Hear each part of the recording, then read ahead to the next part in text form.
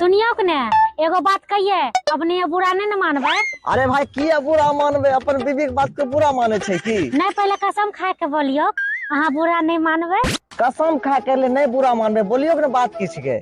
हमें कहे रहिए कि अहाँ जे नयका फोन ललिए वो कितना के रहे?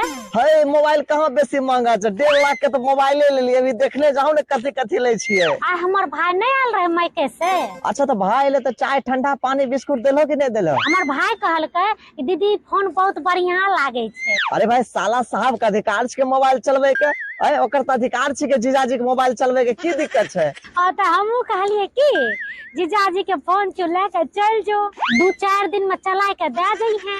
हाँ तो 2-4 दिन खातिर लग गेले तो की दिक्कत छै, 2-4 दिन बाद दे जेते। नहीं तो पूरा बात सुनियो ने, बस में कोई पॉकेट मार ओकर मोबाइले चोरा ललकी। बार बार कहे छै कि इतने महंगा फोन हम कतऽ से ला के देबे। हमू कहलिए चुप नुनू कान मत,